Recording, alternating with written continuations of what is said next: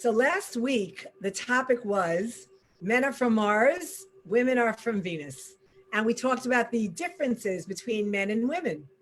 Well, afterwards, of course, I got a lot of questions, and they were questions like the topic that we're talking about tonight, which is if men are from Mars and women are from Venus, and men want different things in a relationship than a woman may want in a relationship, then the question is, this was asked by so many people. I got so many texts.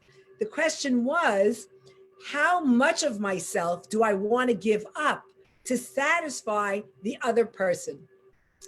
And the reality is that it wasn't just women asking the question, how much of myself do I want to give up for the relationship? But men were also asking the question, how much of myself do I want to give up for the relationship? Because we always talk about how important it is to be grounded and to know yourself and to like yourself.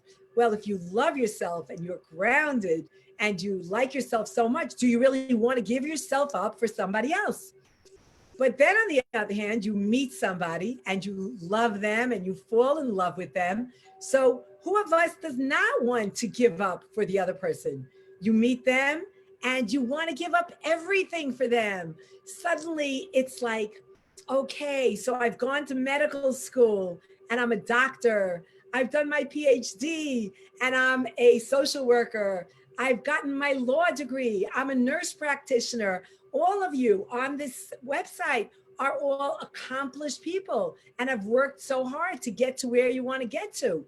But then all of a sudden you fall in love with somebody, and little by little, do you find yourself not paying so much attention to your studies? Do you find yourself not paying so much attention to your clients or your patients because you want to be with this person all of the time? And that's that's our question of the evening. So everybody got the question? And honestly, I don't know that that question is only for those of you who are in the dating parts of your lives. It could also be for those of you who are only married a couple of years, or it could be for those of you like Rabbi Katzin and myself who are married many, many years. And still that question is the same question. How much of myself do I want to give up? My career is very, very important. I love what I do. I have a passion for what I do, but I also love my wife. I also love my husband. I have a passion for my husband and I want to make him happy. So how do you make that decision? How do you make that decision? So that's our conversation based on the fact that so many people sent in that question. So we have to recognize the fact that we create our decisions based on two ways. There are two things that our decisions are based on. What are they? One way that we make our decisions is it's an emotional decision. We make our decision because of what we feel emotionally. Our hearts tell us what to do. Yes, skip going to work today. You're a guy, your girl is asking you to spend the day together with her or him. Go spend the day with. So it's going to mean that I'm sacrificing my career. My boss may not love me that much. It may hurt my career a little bit, or it may hurt my studies because I'm not going to my class that much. My emotions, my heart, my emotions are telling me, spend every minute you can with this person that you love. That's what my heart is telling. Every minute that you can, be with that person because you love them so much. And whatever they want you to do what they want you to do. If they say, oh, your career is not that important, follow your heart. That's your emotions talking, right? The other part of us is what? Our brains, our logic. What is our logic telling us to do? Our logic is telling us, well, maybe it's good to have some time apart, because if you have some time apart, the passion grows. The passion flourishes if you have time apart. So you don't know. It's a war. It's a real war, because when you're in love with somebody and you really want to satisfy them and you want to do everything for them, it's in our nature. It's a war. Our emotions are saying, let me do what you want me to do. Let me do what you want me to do. let me, you go out on a date and they say, well, what do you want to do? And then what do you answer? You say, oh, I'll do anything you want to do, right? Or if they say, well, what do you want to eat? Oh, I'll have anything that you want to eat. Or they'll say, what's your opinion about what's going on in the world today? And they'll say, and you'll answer, well, what's your opinion about what's going on in the world today? And suddenly, what happens? Our opinions start to not matter so much. And instead of us accepting and elevating what I want to do, well, what do you want to do? Well, I would like to read a book tonight. Do you mind if we read a book tonight, or if I read a book tonight? Or what do you want to eat? I like fish. What if I ask the other person, if they say to me, what do you want to eat? And I say, well, I'll eat whatever you want to eat. And the other person says, well, I love meat. Now, really, I'm not a meat eater. I like fish. I don't do red meat. But because my emotions are saying, oh, just do whatever he wants to do, what am I going to do? I'll say, well, he said he wants to eat meat. And I'll say, okay, I'll eat meat. But what am I doing at that moment? I'm denigrating myself. I'm putting myself down. I'm not allowing the me that I am to be robust, to be the person that I am. I'm putting myself down, and instead I'm making the other person the more important person. So what's your opinion about politics? Well, my opinion is that I don't want to talk about politics. I'm going to leave that question out. So what's your opinion about the book that we read? Well, what's your opinion? I love the book, he says, or she says. So automatically we move our opinion away and we move their opinion into our opinion. But what happens when you do that? Think about it. What happens? Let's think about it for a moment, right? You really do have an opinion. Before you met the other person, you had opinions. They were very, very valid opinions. They represented who you are. Now you're meeting the other person, and because you want to satisfy them, you're taking your opinions, you're moving them into the background, and you're making that person's opinions more important than your own opinions that you believed before you met that person. So give it for instance, right? You're going through life, January, February, March, everything is wonderful. You're working 16 hours a day. You love your work. You're praying, you're meeting your friends and going out for dinner. Then you meet somebody in March. And suddenly you meet somebody in March and you're afraid of losing every minute of being with them because you want to be with them. You think it's so important. Let me be with them every single minute. But what happens? The person that you were, the person that was working because they loved their work, the person that was passionate about reading books, the person that was passionate about not eating meat, suddenly that person has become less. Suddenly that person has become more of the other person. But what's the problem with that? Big problem. You know what the problem is? You have to remember, when that person met you in January, who did they fall in love with in January? They fell in love with the person that had passion for work. They fell in love with the person that had passion for reading books. They fell in love with the person that was not a meat eater. Are you getting this? That was the person they loved. So what are you really doing? You're turning yourself into a different person than the person you were when they first fell in love with you. So now here you're thinking, oh, I'm doing such a wonderful thing. I'm taking all of their opinions and making them my opinions. I'm taking all of their likes and I'm making them my likes. But what happened? You've changed from the person that they originally were attracted to in January, and now in March, you're becoming a different person. So are you really doing a good thing by doing what you're doing? Because they want to know what you like. They want to have your opinions. Why? They will respect you. It elevates you to be that person. So that's a thought that's very, very important. that although your emotions are telling you, oh, I want to be with this person all the time, I want to agree with this person all the time. Well, these are questions you have to ask yourself. Are you really helping the relationship by doing that? The person was attracted to you and your interests, and you're no longer you. You're now the person that you're changing yourself. You're turning into a different person. And this is a very important concept to understand. All right. So let's go back. We're talking again about this war between your emotions and your logic. And the emotions tell you, oh, I need to be with this person all the time. But if you think logically, you have to think about it a little bit deeper. You have to think about it because it's a matter of desire, desire versus love.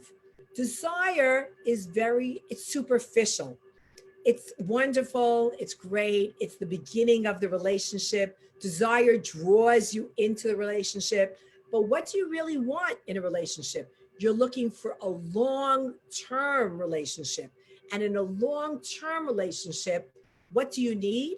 You need for, although you may be shocked, time apart is a very big positive. Why? Because time apart gives that person time to think about how special you are. It gives that other person time to desire you more.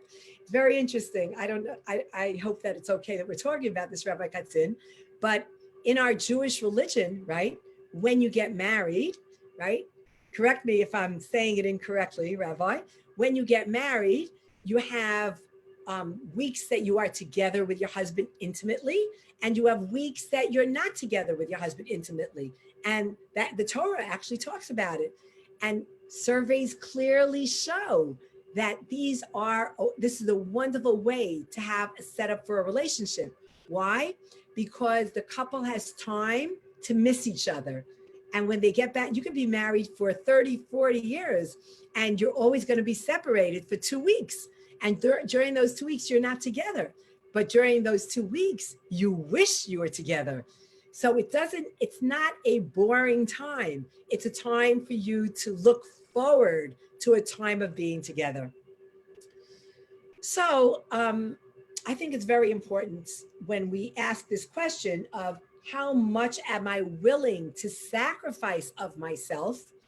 I think before we think about how much am I willing to sacrifice myself, I think it's very important to think about the logical reasons of why maybe you don't want to sacrifice yourself totally for the other person, because the other person fell in love with who you were. Now, here's our question. Why would somebody put a demand on you to sacrifice yourself? That's a very major question. Here's the question. You're in a relationship. You met somebody. It's very serious. It's going very, very well. You have a wonderful career going on, right? And you're getting ready to get engaged, to be married, to live a life together. And suddenly the person says to you, well, when we get married, I would like you, this is the $100 question, the $1 million question. When we get married, I would like you to give up your career when we are together, because I want to feel more important than your career. I want to know that when I come home, you're available to me always. I want to know that when I need to get you on the phone, I'm not going to get an answer saying, sorry, I'm in the middle of seeing a client. Sorry, I'm in the middle of working with a patient. Sorry, I'm in the middle of working with a customer. I don't want to hear that. I want to hear, hi, it's you. I've been sitting here waiting for your phone call. Now, that is a question that has been presented to me over this week very many times. So that when we talked about men are from Mars, women are from Venus, there was that question that came up many times. Again, the question was, what if the person I'm involved with is asking me to give up my career, is asking me not to take so many classes, not to be so involved in the chesed work that I'm doing and in the kindness that I'm doing, not to be so involved with working with the special needs children like I am. I love working with my special needs children, but this person is saying to me, I don't really want you to pay so much time with your special needs children anymore. I don't really, I really want to know that your life is all about me. That will prove to me how much you love me. Now, that's not unusual to hear, right? So, my question is, I like hearing that. I'm looking at the chat, but my question is, why would somebody put a demand on you to say, I want you not to have a career? I want you to be, when we get married, I want you to be married to me. I want all your time to be spent with me. Why would somebody do something like that? Why would somebody request something like that? So I want to talk about why that would happen, because I think it's very important to be aware of why that would happen. And then you can make a logical decision, not an emotional decision, a logical decision about whether or not you want to go along with a relationship where somebody might be asking you to stay at home, to be around for them. Now, I have to say something very important over here. It is not, I am not making a judgment call on this at all, because I have respect for people who decide that they do want to stay at home. And I have respect for people who decide that they want to have a career. It's a personal decision. And the question is, what are these personal decisions based on? So there's a few things. Number one, that personal decision can be based on culture. Does this person come from a culture where women stay at home and take care of the children, and husbands are the financiers? Husbands are responsible for bringing home the money. Husbands are responsible for putting the bread on the table. And that's the reason that this person is saying, I would like to be married to you, but it's very important for me that I need to know that once we have children, you're going to be at home taking care of the children. Now, am I making a judgment call on this? Are we making a judgment call? Absolutely not. Absolutely not. Because it's cultural. There are cultures where this exists. And does this make the woman less? Does it mean that she's demeaned? No. It's very possible that although the husband may want the woman to stay home, does that mean he's not going to value her opinion in the home? No. Does that mean he's not going to elevate her in terms of being the main parenting person in the family? No, it's very possible that in this culture, women have an incredible amount of respect for the fact that they are the main parent, that they make the decision about how the children should be brought up, that they make the decision about what time the children should go to sleep, what time the children should have their meals, when the children should do their homework. Now, that doesn't sound like a demeaning position for me. That doesn't sound demeaning. That sounds like they have created a contract where the man is saying, I'm going to work very, very hard for you. I'm going to make a lot of money. I'm going to create a situation where you're going to live a very good life. But what I want back in return, or what I would like back in return, is for you to be the main parent. And I'm available if you need me, but I want to know that my children have their mommy available. If there's a sick day, their mommy is going to be home for them on a sick day. When they leave to school in the morning, their mommy is going to be there when they leave to school in the morning. When their children come off the bus every day, the mommy will be there when they come off the bus every day. Now, I do not, again, I'm saying this clearly, I'm not making a judgment call on this, because from the way I'm describing it, it sounds like a very elevated position.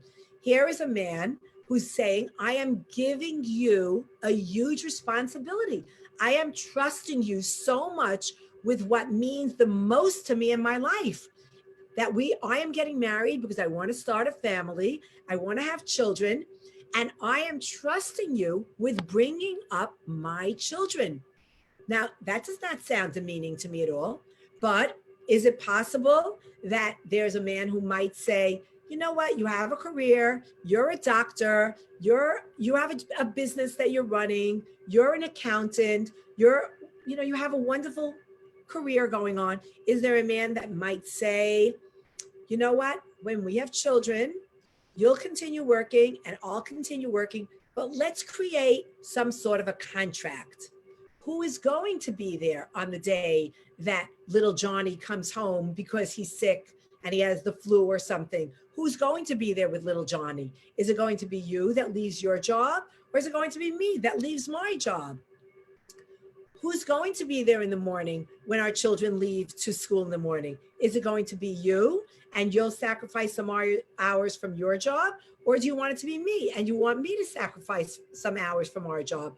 Or do we have somebody that we trust? Do we have a mother or a mother-in-law that we trust, that she says that she's going to be committed? She's going to be there every single morning to put our children on the bus. She's going to be there at 4:00 in the afternoon when our children come home. She'll be there for lunchtime. So what does that mean?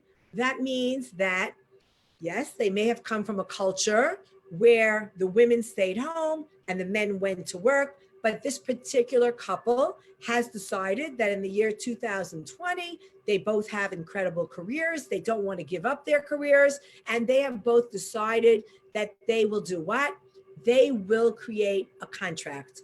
They will create boundaries, clear boundaries. So that's the question. When there's a guy and he says, you know what? When we get married, I would like you to stay at home. Does that mean over, relationship over because you don't want to give up your career? I'm not saying that. I'm saying it's a conversation. There's an opportunity here for a conversation.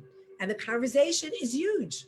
What shall we do? What role are you going to play, male from Mars? What role are you going to play, female from Venus? What roles are we going to play?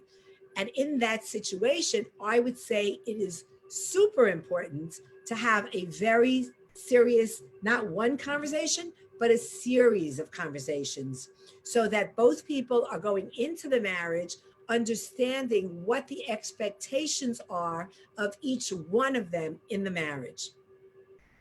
If a woman is going into a marriage and she decides that she wants to give up her career, is that a bad thing? I don't think so. I think I mentioned this last week, and I'm comfortable mentioning it again.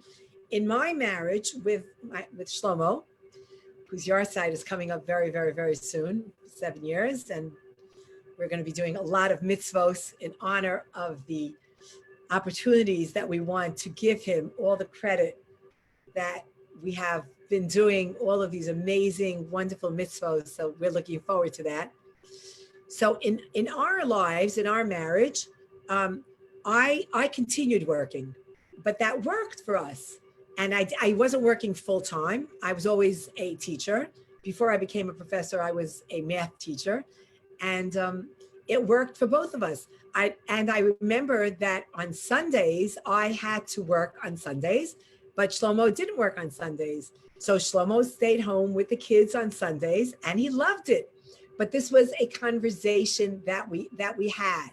So I don't judge anybody for making a decision. Interestingly enough, I brought up my 5 children in that way, where I was always working, teaching, part-time, but teaching. And there were days that Shlomo had to leave his office if one of our children came home from school and wasn't feeling well. So it was, again, something that he decided that he would do on those days because I couldn't leave the classroom. Interestingly enough, of my 5 children, none of the women are working. All of the women are stay-at-home moms. So even though they were brought up in an environment where I was away a couple of hours, they decided to take on the role of being stay-at-home moms. So that's really something to think about as well, that very often, even though you may be in a culture that says women should stay at home and men should work, or you may have been brought up by parents where the father was working and the mother stayed at home. That doesn't necessarily decide what your life is going to be about. So that when we ask the question of how much am I willing to sacrifice for my relationship, it's a very personal decision. It's a very personal decision. And we must remember that at the beginning of the relationship, you might feel, I'm ready to sacrifice everything. I'll give up anything for you. You don't want me to work? I won't work. You want me to give up school? I'll give up school. But remember that the beginning of the relationship, where are you speaking from? You're speaking from your heart. It's your desire that's answering those questions. And your heart is not the place to answer the questions for a lifetime. Although your heart will be with you for a lifetime. And of course, I only loved Shlomo more and more and more every year, but that's not where the decisions are made. The decisions are made by the brain, by logic. What's the best decision for me to make? Now, of course, is there a possibility, because this is a question that somebody brought up, is there a possibility that the reason that this person wants you to stop working is because they want to be in control of you? They want to control your life? That's a red flag. That's something you have to think about. Is that a possibility?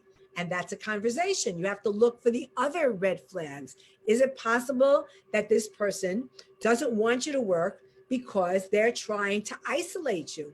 They don't want you to have a working environment.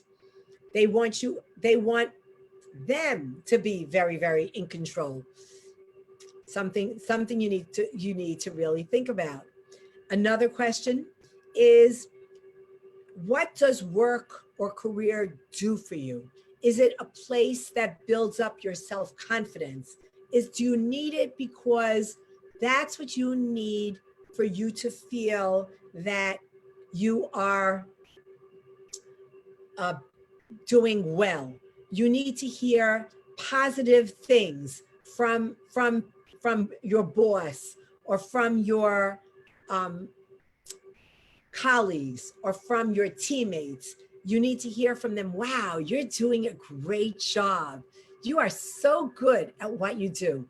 Does that build your self-confidence to be an A+ student? And do you feel that your self-confidence is dependent on that?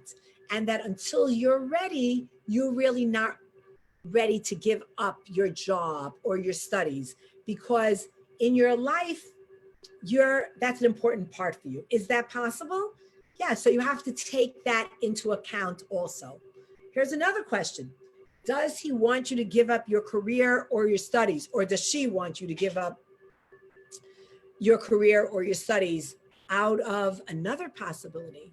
It's hard to say, but I'm talking to adults, people who are getting married or are married. And it's an important question to ask yourself. Is it possible that that person might be jealous that you might advance yourself more than where they are? Are they afraid that you might become more important than they are? Is there a competitive edge over there? And they want to be the smarter person, the better person. They want to feel, again, more in control, but they have a little bit of jealousy, worried about that you may become really fabulous at what you're doing, and that may make them feel a little bit demeaned or not that important. A lot of information over here. I want to say thank you to the group. You're an amazing group, because these ideas really only come up from the interaction that we have, all of us together. And I'm so impressed with the growth that has gone on over here and the openness for growth. I'm just very, very proud, Rabbi Katzin, of your Rage students. I think they are just amazing, and they're so open to growth. And during this time of COVID, when a lot of people are locking themselves down and are just video gaming and are just turning into couch potatoes, look at this. You have students over here that just want to grow and their brains are working and they're listening and they're thinking, okay, I hear what you're saying, Dr. Faye. I hear about my heart. I hear about my brain. And they'll come back and they'll say, how do I do that? How do I accomplish going with my heart, with my brain? When my heart is drawing me, I met this really cute guy. I met this really gorgeous girl. I just want to be with them. I want to do anything for them. And Dr. Faye, you're saying no. You're saying hold back. Use your logic. Think about it. When they fell in love with you, or when they met you, or when they were attracted to you, remember who you were. You were that person that had opinions. You were that person that had likes and dislikes. You were a person that they valued, that they liked things about you. Now, why do you want to give that up? That was who they liked. So what are you doing by giving that up? You're giving up your opinions for the other person's opinions. But remember, they liked your opinions. So don't give that up so quickly. Our hearts tell us, yeah, give up everything. They're so great. But we're talking here, and Dr. Faye is telling you, don't give up everything so quickly. Remember, there are boundaries, there are conversations, there are reasons that you want to keep a lot of the things that you have. And again, does it mean that this person is a bad person because they're asking you for a lot? No. It just means it's a conversation. If you're planning on going through life with this person, there are going to be conversations all the time, because two people always have two opinions. And you know what? And sometimes two people have 8 opinions. And those are things that make for a relationship. The conversation is what makes for love, because you learn how to have conversations, and they're wonderful, and relationships are beautiful. And keeping 2 people in the relationship with 2 opinions, that's the beauty of a relationship, because otherwise you might as well stay alone. If you're not going to have another person, what's the point? So I think I said a lot. Again, I want to say that all of these conversations are discussions that should take place before the marriage happens. And I want to say that in those conversations, you need to have clarity about what is the deal that we're making over here. What exactly is the deal? The details of the deal. Very, very important. Okay, Rabbi, do you want to add on? I always like hearing what you have to say from the Torah's point of view. Well, first of all, I have to say, you're speaking about clarity. Every time I am amazed how clear from heart to heart, not only clarity of mind, but also clarity of heart, you present these ideas, and it makes so crystal clear that we can relate to. So first of all, I want to thank you. And I said that we actually so lucky and so fortunate to have you to learn and grow with you. So first of all, we all grow because of you, with you. And if anything I can say is, I think that we have a very interesting Maimonides, very interesting statement of Rambam that says that we should love. Obviously, everybody knows love your neighbors, love yourself. But Maimonides says that the relationship with your wife is different. You need to love your wife, quoting Talmud, as you love yourself. But you need to respect your wife more than you respect yourself. And I always was wondering, what does it mean? And like on the first glance for me, it means the difference between loving and respecting is giving space. Because when you love your child, you feel your child is part of you and you know better, right? You know better. Respecting is respecting parents' place, respecting person's space. It's actually an art of boundaries. Respecting is respecting different taste, different opinion, allowing space for another opinion. So what I was learning from your words is the questions are so clearly making us think that it's all about the balance. How much you're willing to sacrifice, and when it's good and important, and when beyond that, it may be something to think about. Am I right? Yeah. So love and respect have to be in balance in relationships. And you also need to remember respecting others, respecting yourself. Correct? I love what you're saying. Yep. Love and respect need to be balanced. And that's exactly what we're talking about. That you love somebody, you desire them, you want to be with them, but you need to respect them and understand that each person is a person and that everybody deserves to be respected. Yeah. But Rabbi, I love what you also said. The other thing, when a man marries his wife, right? The Torah says, very important for the guys to hear this. When a man marries his wife, he is supposed to listen to his wife. Am I correct, Rabbi? Before he well, the Gemara says that in particular specific pragmatic areas, we should listen to our wives, and they have intuition more than ours, and so on. But our rabbis teach us more. Kone isha, kone ba le'atzmo, kone adon le'atzmo. Interesting.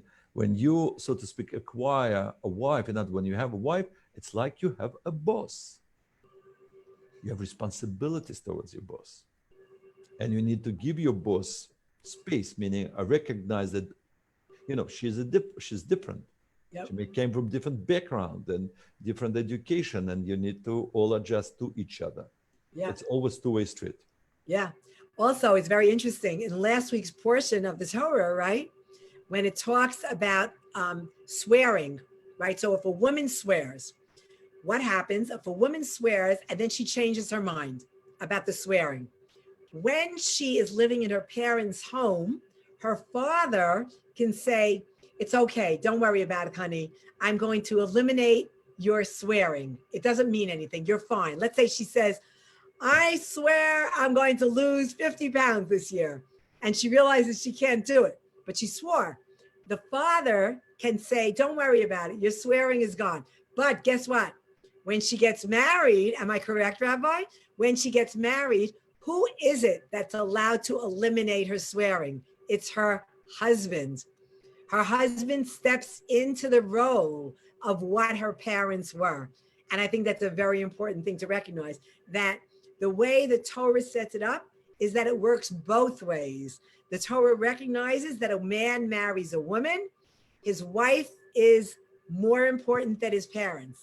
Correct, Rabbi? And when a woman marries a man, her husband becomes the more important one. Am I allowed to say that, Rabbi? Rabbis balanced that and also obligated him to help her to respect her parents. It's very interesting. It's, again, the rabbis wanted to balance and allow everybody to, respect their parents anyway. Yeah. Okay, very interesting. So the most important part of this conversation is how much of myself do I want to give up? And the most important part is that it's a personal decision. Nobody is forcing you into it. It's a conversation that should take place before the marriage happens. Very, very important.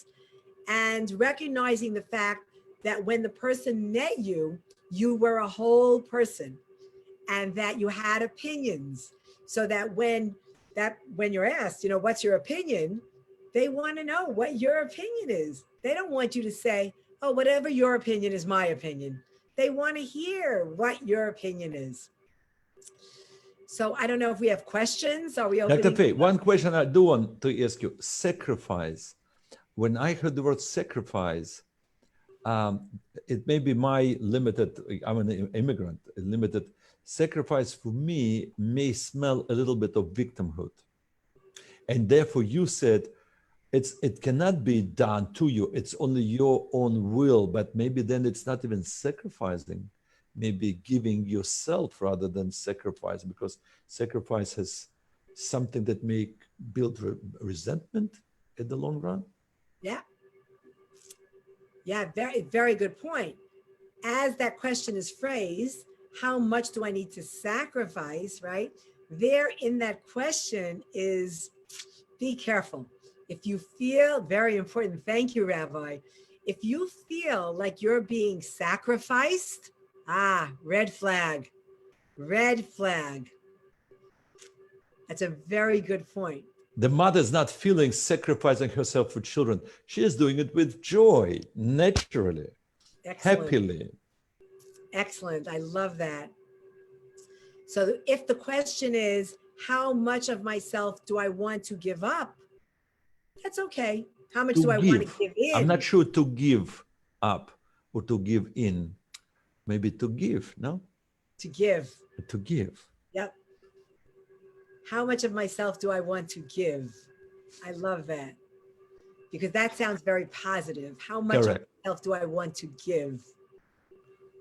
Interesting. So now, ladies and gentlemen, please take over. There's a lot going on in the chat, but I haven't looked at it. Yes. Anybody want to do the reading? Let me just see. Let's see.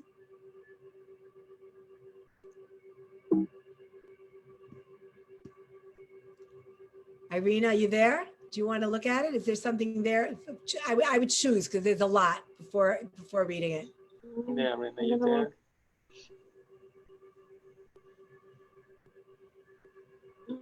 Oh, okay, very good. I like this. Very good. Steph, hi, do you mind that I read your name? I'm so happy to see you here. Like you've become one of us. It's great. I love the question. I'm going to say it again. The question that was posed is, how do you determine the difference between sacrifice versus compromise? That is a beautiful question. And that's exactly what we were just talking about. Sacrifice is when you feel there's something negative. Like when we talk about a sacrificial lamb, you're sacrificing something. Compromise is something that you're doing out of love. You're giving and you're taking. You're taking, you're giving. It's a relationship. So that's very good. And truly, I think that this conversation here was not so much about how much am I willing to sacrifice. I think this conversation is how much am I willing to compromise, or how much am I willing to give? I like those words a lot better. I like those words. I like those. But I don't mind that we named it, how much am I willing to sacrifice? Because I like that we look for the red flags. I think it's very, very important when you're going into a relationship of marriage. It's a real relationship. The importance of looking for that red flag. So I'm still okay with the title. What about you, Rabbi? Are you still okay with the title? Yeah. It's a very important title. Now we understand, because if you're really thinking about sacrificing, you may rethink. I think it means you need to rethink what's going on. Yeah. I have one more question that I like a lot. What if the opposite happens and a woman wants to stay home, but the man doesn't want her to stay home? He wants her, very interesting.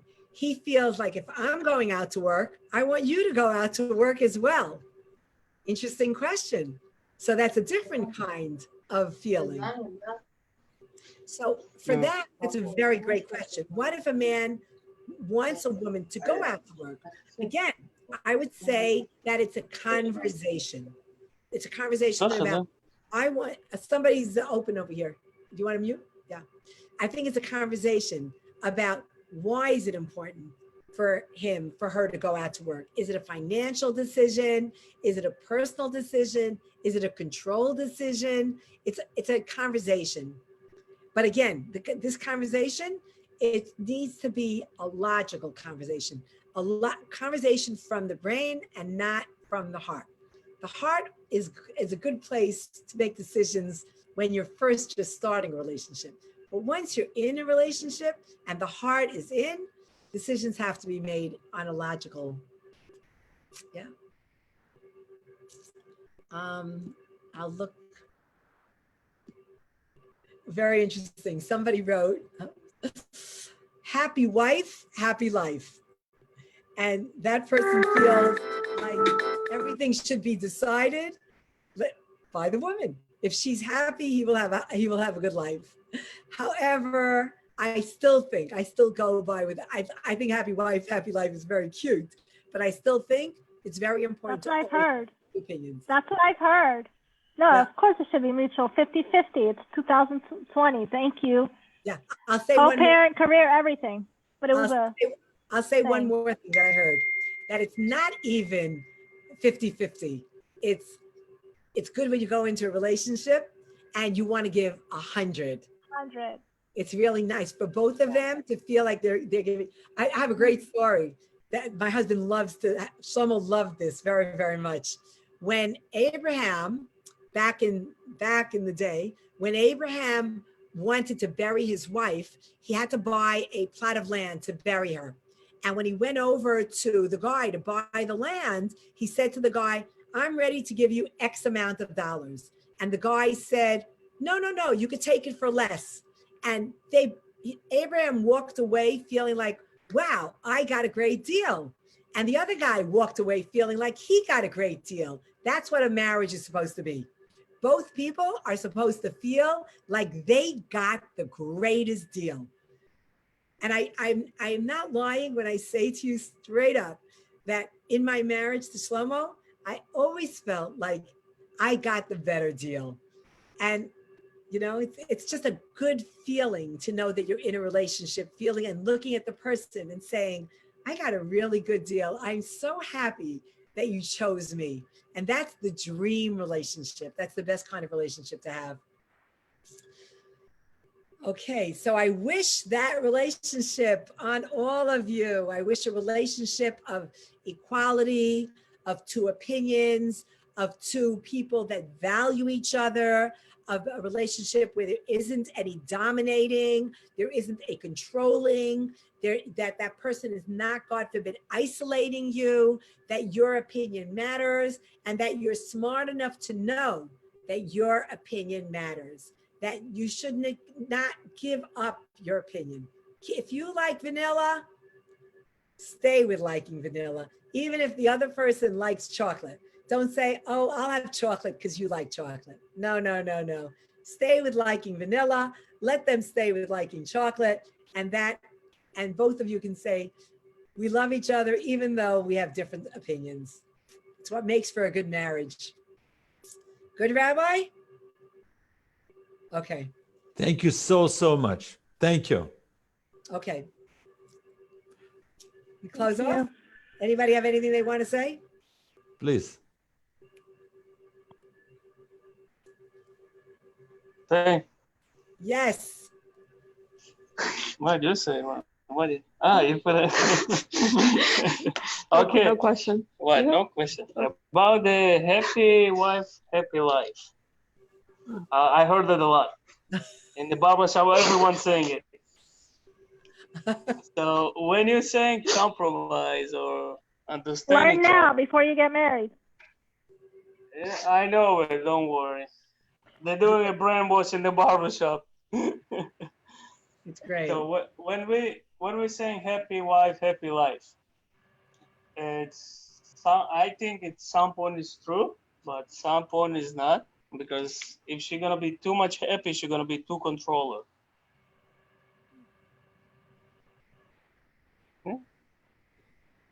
So sorry, ladies, you might not gonna like it. No. It's a But question. I'm going that's- to respond to your question, Yuri. I want to respond to your question. Okay. Happy wife, happy life does not mean that in her happiness, she is declaring dominance and control. That's not happy wife. That's not the definition of a happy wife. Happy wife does not mean dominating. Happy wife means happy. She's happy when you come home. She's happy that you're her partner. She's happy about the lifestyle that you are giving her. That's what people mean when they say happy wife, happy life. And most men in a good marriage, they want their wives to be happy, because what do you want to come home to? You want to come home to a wife that's smiling. You want to come home to a wife that's really happy. And that's what they mean when they say happy wife, happy life. You come home to a wife that's happy, well, then guess what? You're going to be really, really happy. So when they say happy wife, happy life, that's what they mean. They mean if your wife is happy because of the way you're taking care of her, you're guaranteed a happy life. Because the woman is the center of the household. Happy wife means she's happy with the way that her life is. Rabbi, do you want to add on? I'm sure, because in Hebrew we're saying Isha bona, Isha oreset. Isha can build or she can destroy. But sometimes when they love you too much, they can destroy everything. That's what I mean. Rabbi, do you have a response? Well, I wanted to ask you, but it really brings to our first, I believe, conversation, because everybody comes into marriage with their own personal experiences. What we've seen in our families, and that sometimes they were exemplary, and especially in Russian families, very often not. And we have our own traumas of childhood and so on. So to say we would love to have this relationship is good, but I think all the classes that we took so far is we need to know how to, because also how to, right? Because in some marriages, people come from different cultures. They have different customs, they have different expectations, they have different images of what the family relationship is, how the father treated the mother, how the mother treated back the father. And it's so easy to just simply model it in your relationship without even thinking if that's you really choose or you're just an autopilot. So where to begin, I don't know. Where to begin? If you want to improve on that. Even I'm talking about myself, where to begin? From self-awareness, from paying attention to ourselves, like from where? I think actually this is a great place for starting.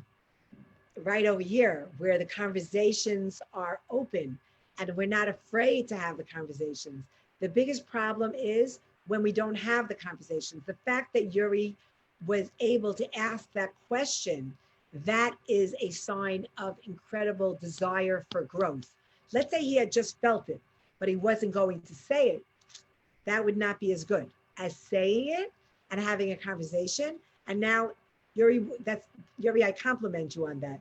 And now Yuri walks away and says, that's interesting. Happy wife, happy life doesn't mean that the person wants to control me. Happy wife, happy life means that the person is happy with what I am giving with them, the life that I am supplying them with. And that's what I think is the beauty of this whole group, Rabbi, the growth orientation, the desire for growing. It's wonderful. It's also courage to ask questions. It is. It is. It's very courageous. Yeah. Thank you, Yuri, and thank you, everyone. Dr. Faye, it was another fantastic class. But please, Yuri, you want to say something else? No, that's it. Thank you. I said I got the answer. Thank you, Dr. Faye. All the best. My pleasure. It was important to hear in different ways, different words. Yeah, it's great. Thank you so much. All right. Thank Thank you. you, everybody. Thank you. Have a great week. Easy fast on Thursday. I'm looking forward. All right. Bye-bye. Bye. Thank you, Dr. Faye. Thank you, Dr. Faye. Thank you. Bye-bye. It's great seeing you. Bye-bye. Bye. Bye. Bye.